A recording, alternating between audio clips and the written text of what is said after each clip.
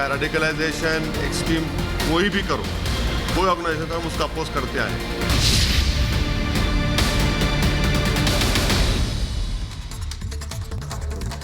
और अब बात करेंगे पीएफआई की, यानी कि पॉपुलर फ्रंट ऑफ इंडिया। इन दिनों ये शब्द, ये नाम काफी सुर्खियों में है, जिस पर अब केंद्र सरकार ने 5 साल का बैन लगा दिया है और इसके साथ ही 8 और संगठनों पर भी कार्रवाई की गई है। गृह मंत्रालय ने इन संगठनों को बैन करने का नोटिफिकेशन जारी किया है। इन सभी के खिलाफ टेरर लिंक के सबूत मिले हैं। सरकार की तरफ से कहा गया है कि पीएफआई और उससे जुड़े संगठनों की गतिविधियां देश की सुरक्षा के लिए एक बड़ा खतरा है।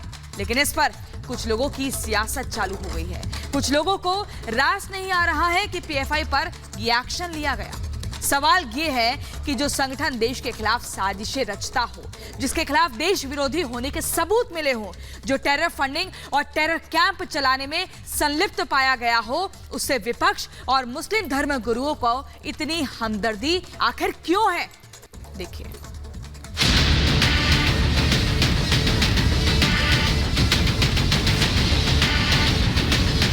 रेडिकलाइजेशन हो, एक्सट्रीमिज्म हो, हम उसका अपोज करते आए हैं। जो बैन लगा है 5 वर्ष के लिए लगा है। भारत में इस प्रकार की गतिविधियां, पीएफआई जैसी गतिविधियां, आतंकवादी गतिविधियां स्वीकार नहीं होंगी। पीएफआई का कोई भी ऐसा वाकया हमारे सामने नहीं आया जिस पे सवाल या निशान लगाया जा सके।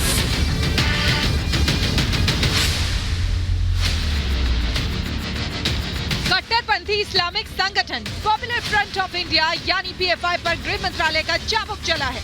5 साल के लिए पीएफआई को बैन कर दिया गया।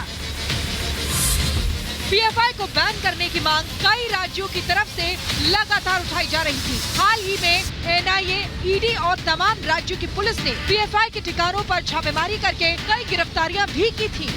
गृह मंत्रालय ने पीएफआई को 5 साल के लिए प्रतिबंधित संगठन घोषित किया है। जांच एजेंसियों को पीएफआई के खिलाफ देश विरोधी होने के पर्याप्त सबूत मिले थे। इतना ही नहीं, पीएफआई के अलावा उसके 8 सहयोगी संगठनों पर भी कड़ा एक्शन लिया गया है। लेकिन कट्टरपंथी इस्लामिक संगठन पीएफआई को प्रतिबंध करने के बाद विपक्ष भी लामबंद हो गया है। पीएफआई पर सर्जिकल स्ट्राइक से सियासत हाई हो गई है। पीएफआई पर बैन से कांग्रेस, आरजेडी और एआईएमआईएम चीफ असदुद्दीन ओवैसी बेचैन हो गए हैं। पीएफआई का कोई भी ऐसा वाकया हमारे सामने नहीं आया जिस पे सवाल या निशान लगाया जा सके। आने वाले समय में ये चुनाव जीतने वाली नहीं है, इसलिए पीएफआई पे पाबंदी लगाई गई है। पीएफआई का जांच हो रहा है और पीएफआई के तरह जितने भी संगठन हैं, इंक्लूडिंग आरएसएस, सब पर प्रतिबंध लगाई है। रेडिकलाइजेशन हो, एक्सट्रीमिज्म हो, हम उसका अपोज करते आए हैं। चाहे रेडिकलाइजेशन एक्सट्रीम कोई भी करो, कोई ऑर्गेनाइजेशन हम उसका अपोज करते आए हैं। मगर जब बैन कर रहे हैं तो इन चीजों को भी ध्यान में रखना चाहिए। लेकिन वहीं बीजेपी की तरफ से पीएफआई पर बैन का स्वागत किया गया है। सरकार ने कमिटेड होकर के, संकल्पबद्ध होकर के ऐसे शैतानी ताकतों के खिलाफ कार्रवाई की है, तो ये देश की सुरक्षा और देश के लोगों की सुरक्षा को ध्यान में रखकर किया है। लेकिन अफसोस की बात है कि इसमें भी कुछ लोग अपने सियासी नफे और नुकसान का बुरा भाग कर रहे हैं। पीएफआई जैसी आतंकी संगठन, उस पर 5 वर्ष का प्रतिबंध लगाकर प्रधानमंत्री नरेंद्र मोदी जी और गृह मंत्री अमित शाह जी ने इस कड़े निर्णय से जीरो टॉलरेंस टुवर्ड्स टेररिज्म की अपनी नीति की पुष्टि की है और उसका परिचायक दिया है। वहीं यूपी के सीएम योगी आदित्यनाथ ने इससे भी ट्वीट कर पीएफआई बैन को सराहनीय कदम बताया है।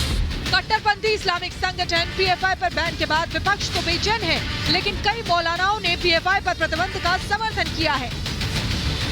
जो पीएफआई के ऊपर बैन लगाया है वो काबिल तारीफ है और वो उसके लिए बधाई के पात्र हैं, और ये बहुत पहले लग जाना चाहिए था। भारत सरकार गृह मंत्रालय ने पीएफआई को 5 वर्षों के लिए प्रतिबंधित कर दिया है। भारत सरकार के इस सराहनीय कार्य का सूफी खानकाह एसोसिएशन स्वागत करता है।